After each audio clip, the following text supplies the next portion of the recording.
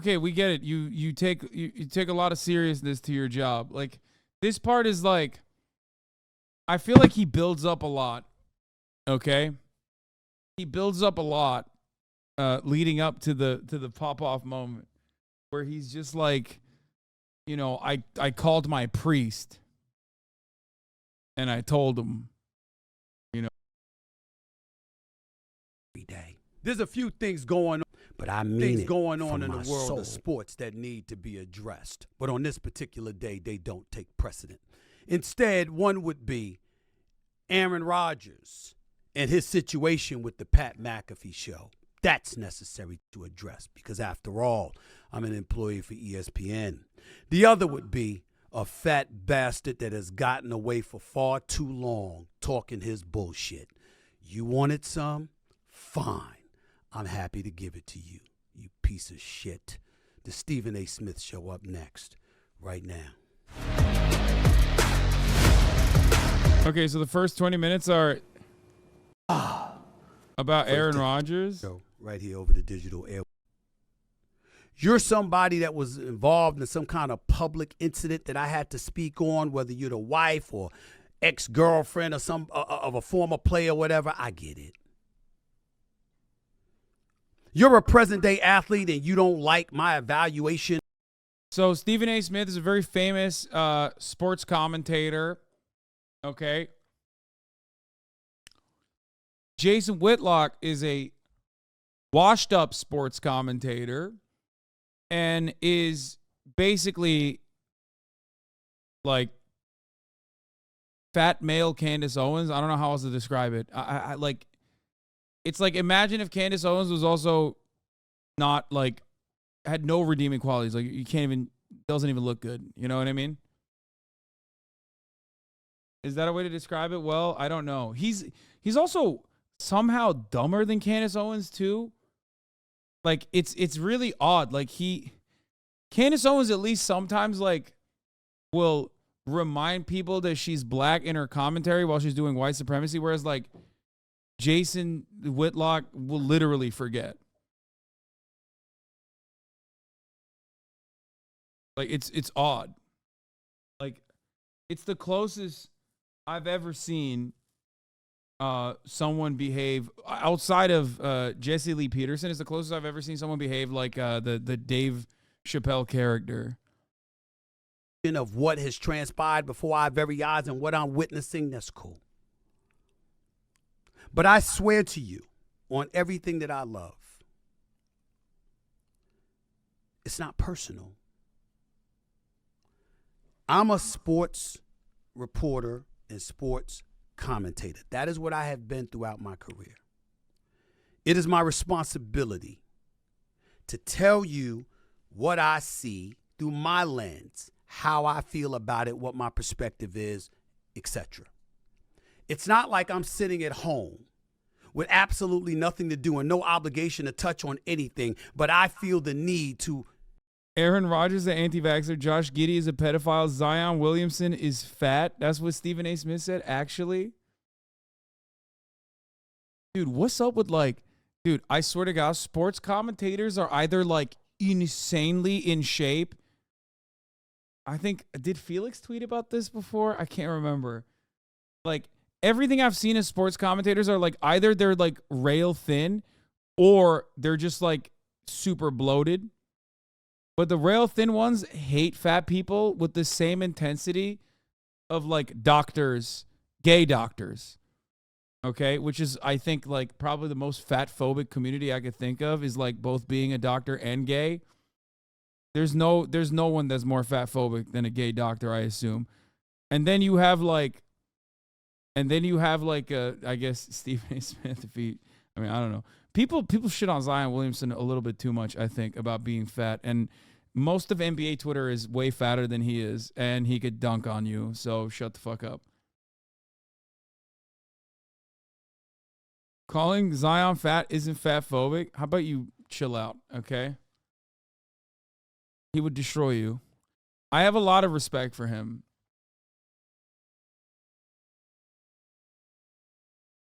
I do, because, like, yeah, he's a big boy, okay?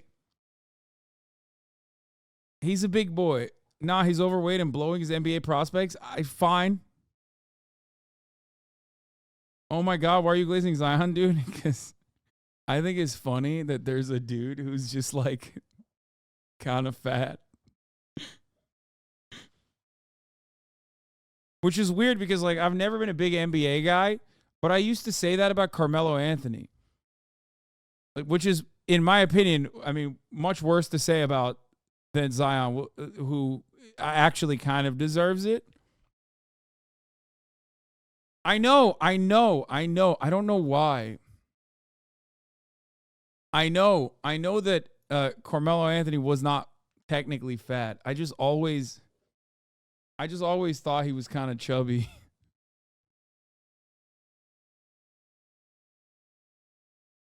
All right, let's keep going. Invoke and ingratiate my thoughts, opinions, etc., upon the world. I actually get paid to do this. And because of that, sometimes my opinions, my thoughts, my feelings, etc., are things that you would not like. I've grown, is what I'm saying. I've grown.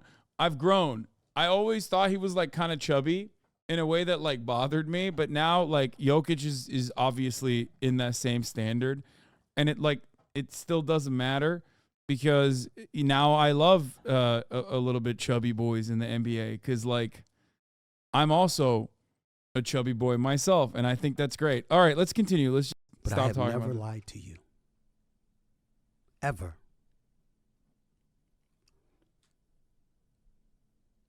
If I wrote a story or I wrote an article, it's based on the things that I've been told, what I've seen, and what I feel.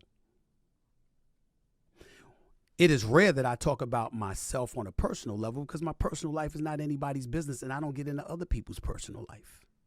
It's not something that I do.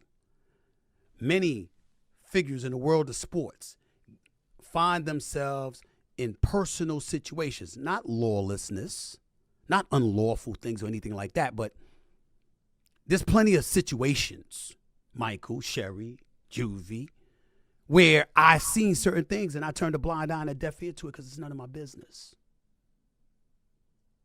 And I leave it alone. And one of the other things that I never do, I never attack my colleagues. I might disagree with something somebody says or does, and I might have an obligation to speak on it because it's in the news or whatever, but I don't speak against my colleagues.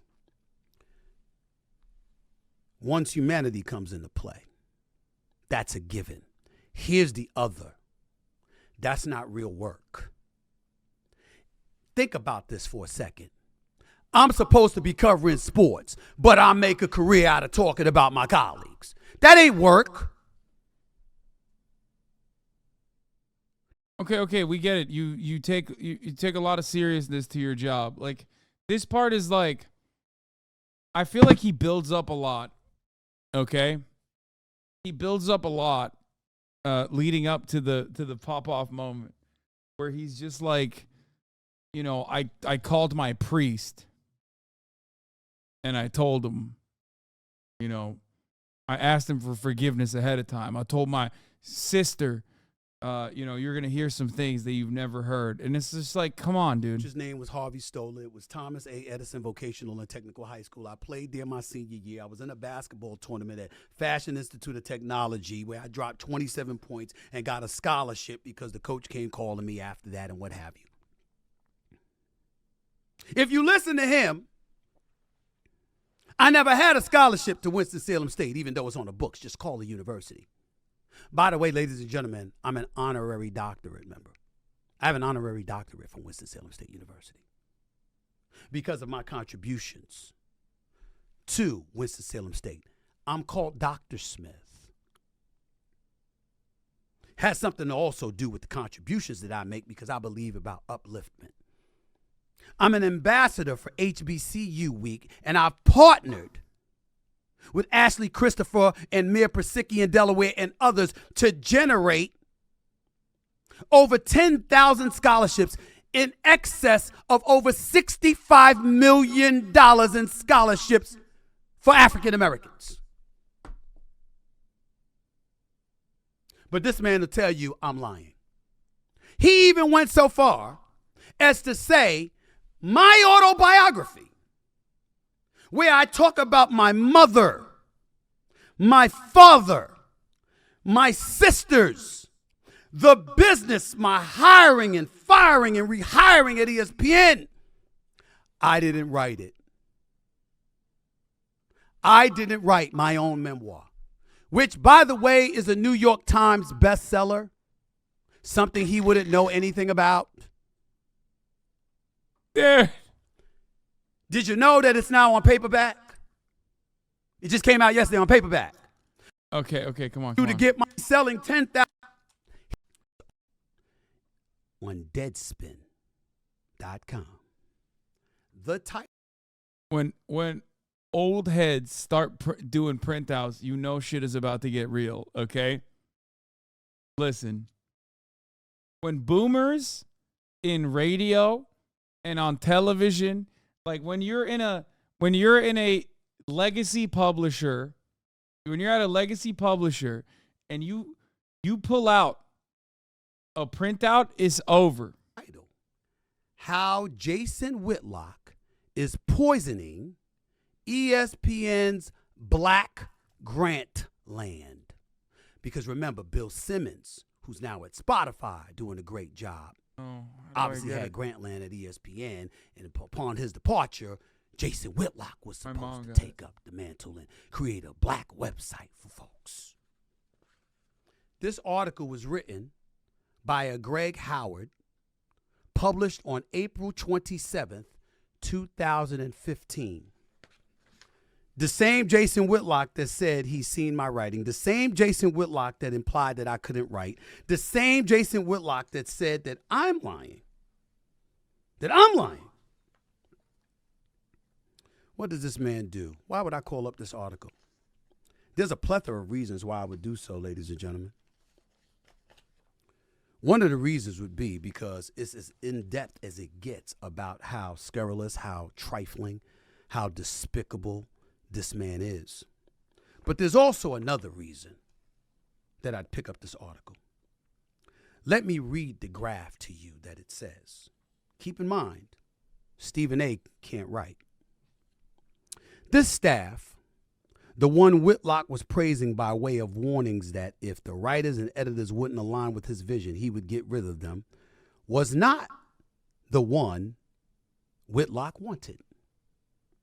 The undefeated. Okay, I'm skipping this part too. This is boring. Okay, where does he get? TV. Spewing that bullshit to people. Did you tell him that? Did you tell them how you stood outside of First Take begging me to talk to you? Did you tell them that once this same article in Deadspin came out, weeks later you wrote a lengthy apology to me in an email, begging me to forgive you, pointing out how you were betrayed by this particular writer, so you know how I must feel that you betrayed me? Did you tell the folks that, you bitch? Did you tell them? You fat piece of shit. Did you tell them that? Got the names. We got Jamel Hill. We got Howard Bryant.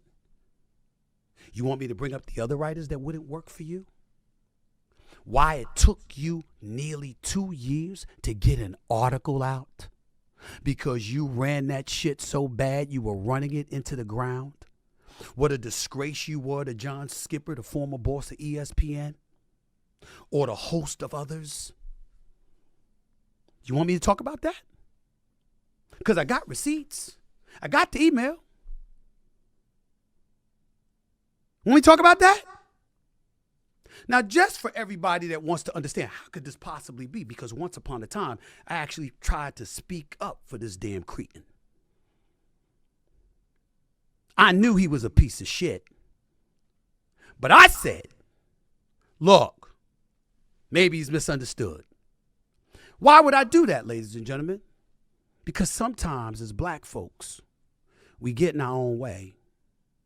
We think that all of us must be of one monolithic thinking, that we need to be completely and totally aligned.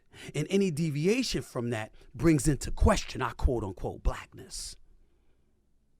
Martin Luther King was a man of peace. Malcolm X was by any means necessary. They can't possibly be on the same page. Wait. Even what? I'm sorry, what? Bro. What are you saying? though their agendas was for the upliftment and the preservation of our race of people. So I understand when we talk about stuff like this, how people can sit up there and say, how did it get to this? How did it get to this? Remember when I got suspended years ago?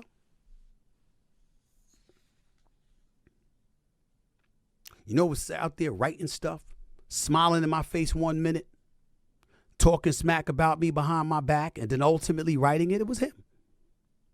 Remember when I supposedly used people were speculating that he used the N-word on the air and all of this other stuff? He was the first one out there trying to say that I did it.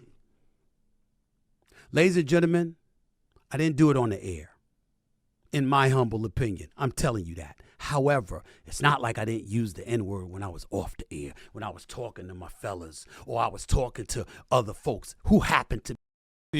Anyway, the other more damning part about this, in my opinion, is like ESPN has regularly.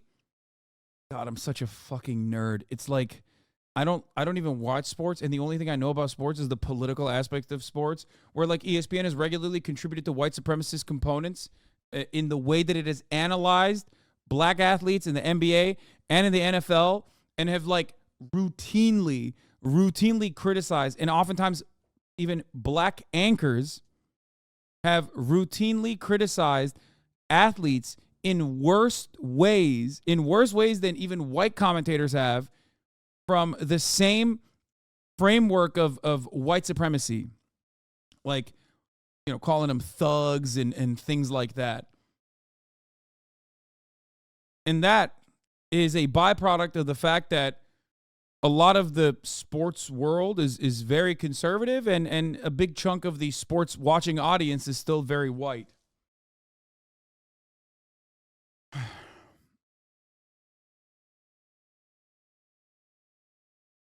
Anyway.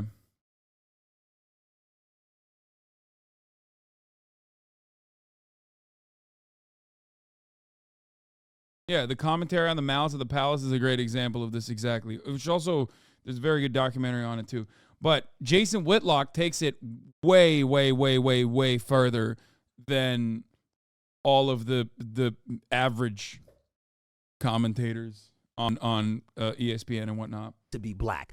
I am not a proponent of using that word often, nor am I advocating that that word be used now. I'm just acknowledging the guilt that comes associated with me in terms of when I was younger. But I was always saying we as black people communicate how we want to communicate with each other. I love John Wooten, who's been associated with the Fritz Alliance, the Fritz Alliance, Fritz Pollard Alliance. Love that man. Love his contributions to the NFL. But when we would get into it in the past on rare occasions, it wasn't that he wanted the eradication of the N-word, because I support that. My issue with him was, hey, you shouldn't be encouraging the NFL to fine us and penalize us for using it amongst ourselves. How can a race of people who actually made the word iniquitous be in a position to punish us for using the word with one another? I had a problem with that, and I stand by that, but I digress. My point is, in bringing up all of that, Jason Whitlock pounced on it, because that's what he does. God, the audio. You see, what he does crazy. Is he's the one that puts himself in front of white folks. The white folks, not all white folks, not most white folks, but the white folks that dare we say may have a problem with black folks. He says, I'm your man. That's what he does. You think I'm lying? Ask ESPN. Ask Fox. Ask the Kansas City Star. Ask them all. Jamel Hill, Rob Parker, Chris Broussard, Skip Bayless, yours truly, along with a host of black folks all over this country, every single one of them will confirm what the hell I'm saying about this piece of garbage. Ladies and gentlemen, I mean, I think he's as a black man, I think he's so racist, even white people recognize that he's racist, unless they're like really racist white people, in which case they love him.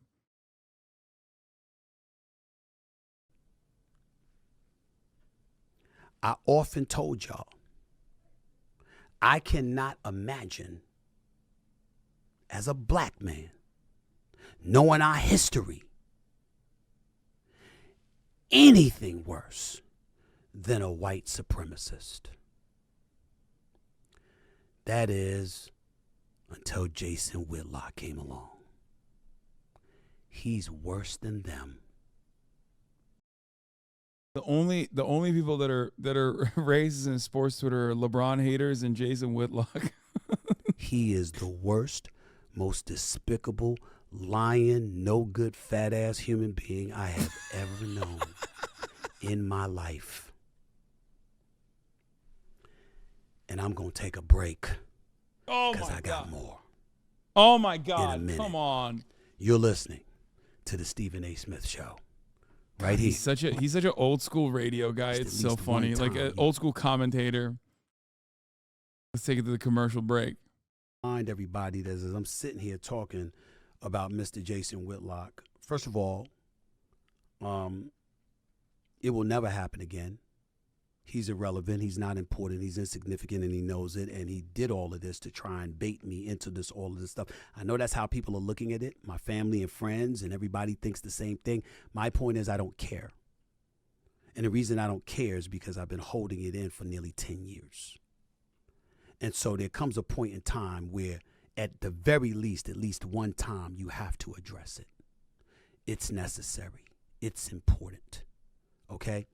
And as we sit here today talking about this subject, there's certain things that we just don't need to let go. You know, we just don't need to let go. Cinnamon roll, hold up. Because there comes a point in time when enough's enough. And that time has arrived. Getting back into him and to really elaborate extensively on us. Ladies and gentlemen, John Skipper, the former boss for ESPN, wanted to start this website. And if you remember, when the Undefeated first came into existence, it was labeled the premier platform for intelligent analysis and celebration of black culture and the African American struggle for equality. That's what it was labeled as. Now that I read you that quote, let me give you a quote that this guy, Greg Howard, has a recording of Jason Whitlock saying to his staff at that time. If you're more comfortable working for white people rather than working for me, and that sounds humorous, but it's the truth, fine. This is according to audio obtained by Deadspin back in 2015. Some black people are far more comfortable answering to a white person than a black person, no matter how black they like to pass themselves off to be. Far more comfortable because they know a white person is going to overlook their shortcomings. It's good for a Negro. I'm not about that. But if you're more comfortable working for a white person, I will find a white person for you to work for. We have a higher standard here. Everybody has to get on board with that, or I'm going to find a way to move them someplace else. That was Jason Whitlock. And then he went out and hired a senior writer and editor, Mike Wise, who's white. This is the man that's in charge of black culture. Why can I say that? And by the way, I'm not casting any aspersions against Mike Weiss. I'm cool with him. I've always been cool with him. He used to work for the New York Times, used to cover the Knicks long before he moved on to the Washington Post. He's a credible journalist. I have nothing negative to say about him. I'm just saying, black website, but you bring in your white friend. In part because black folks didn't want to work for you. But I digress. Ladies and gentlemen, how serious I am? Am I? I have a contract that I negotiated with ESPN and I signed in 2015. I don't know of anyone who has this in their contracts. I had it in my contract, and I have a copy of it, where it specifically stipulates that I never work with Jason Whitlock. It's in writing. No wonder you didn't see him on First Take. You didn't see him on Undisputed with Skip Bayless either. Skip Bayless wouldn't allow him on there. You didn't see him on Numbers Never Lie. Wow, that's racist. Jamel Hill and Michael Smith wouldn't allow him on there. Christopher Broussard for Fox Sports and Fox Sports Radio. Let me take a moment to tell you about Chris Broussard.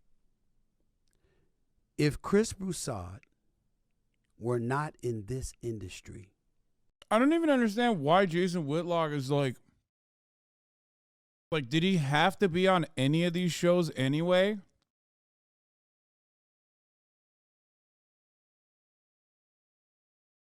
Like, why is Disney like, this is our guy, we have to have him on?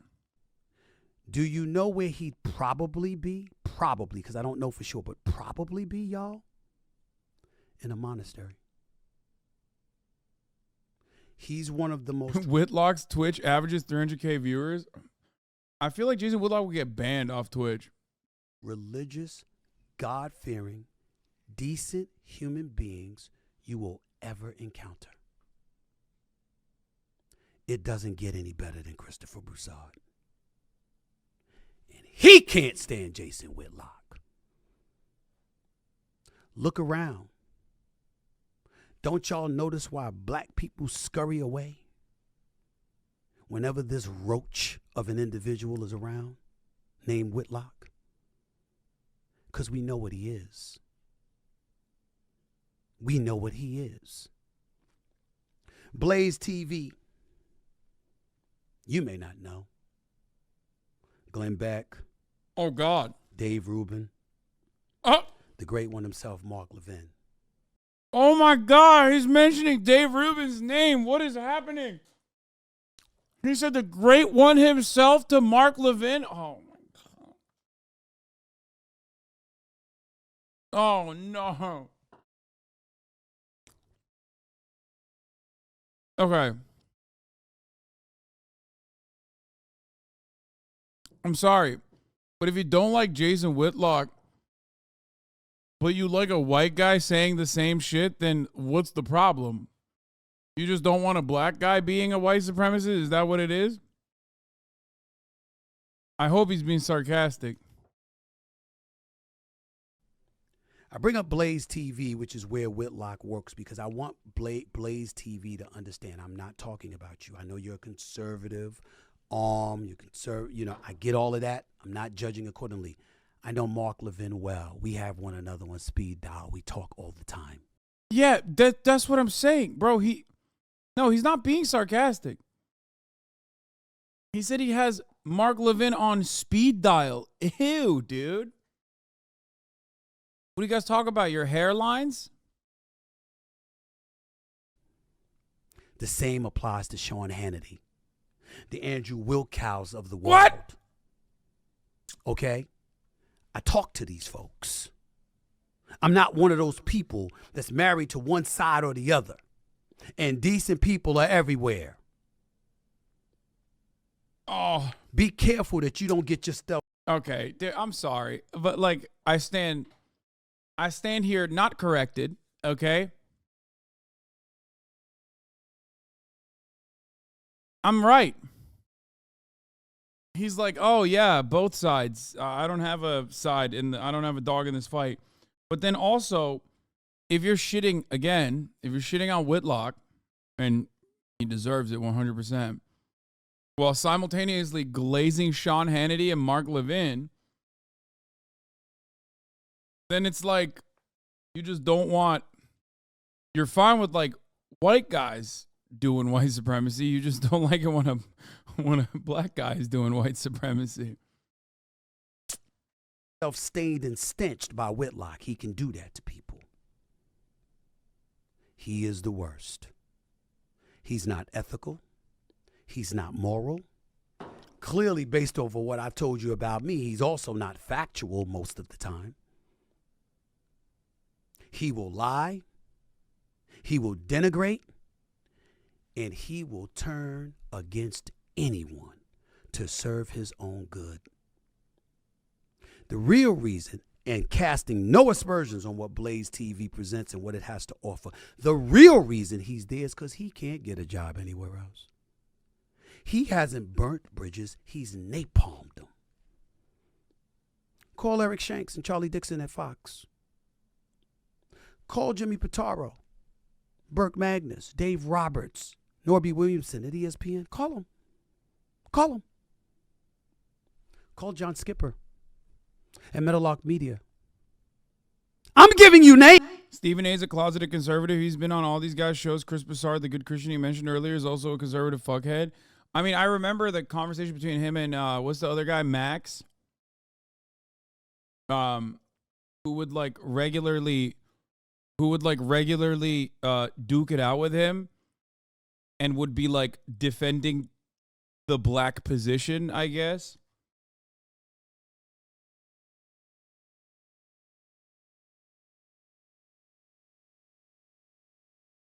Max Kellerman, yeah, who is white himself. But yeah, he's not like I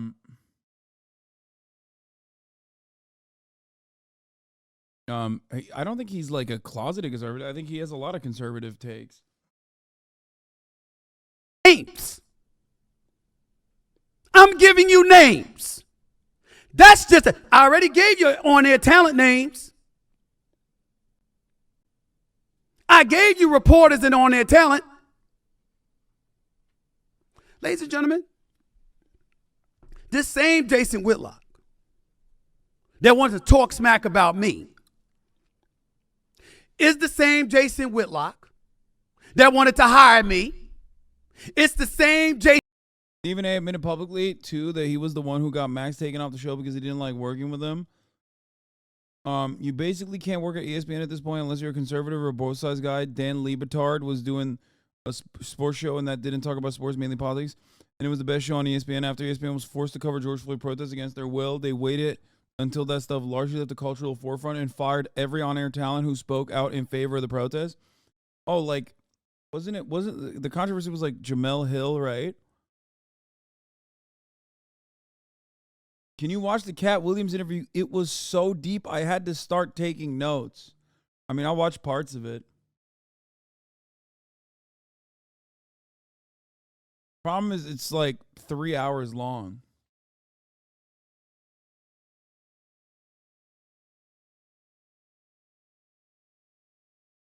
Jason Whitlock that stood outside doors trying to get me and coax me into even having a conversation with them because they knew I was so disgusted with him, presumably after he hit a strip club, because we all know ain't nobody trying to go out with him. But Monty Jones is great, yes. Okay? The same Jason Whitlock, that guy,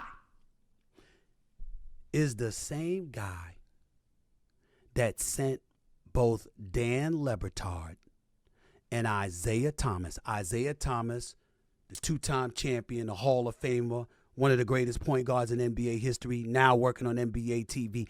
That guy, that same Jason Whitlock, sent those folks to talk to me. Please, is there something that could be worked out? Can you forgive him? Can you talk to him? My words and my promise to them was that I want nothing to do with him.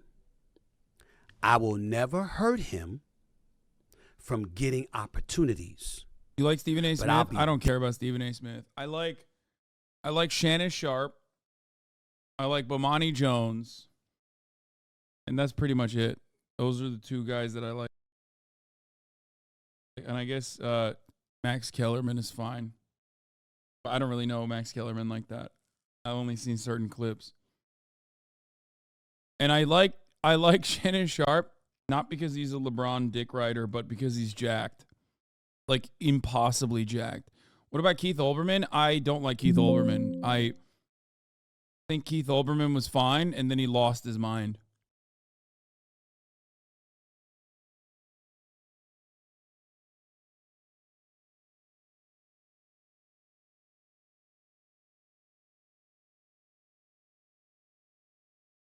ESPN had a CNN type shift where they got rid of people like Dan Lebitard, Bomani Jones, Max Kellerman, Jamel Hill, and anyone who spoke out politically and wanted a more center-right framing of sports.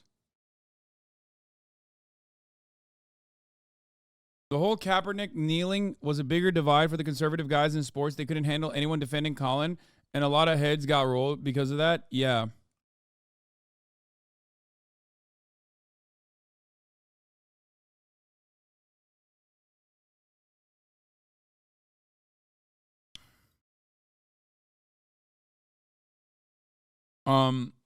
I remember just kind of covering some of that at the Young Turks.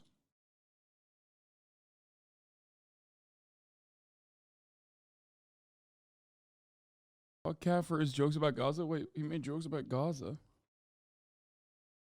What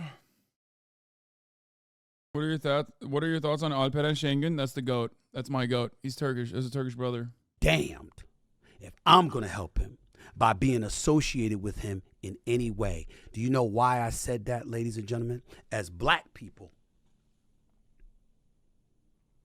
and I guess I was wrong. I should say at this particular moment in time, I was wrong to call him a fat bastard or a roach and all of this other stuff, because that's not my name for him. My name for Jason Whitlock is religiously Cain. C-A-I-N.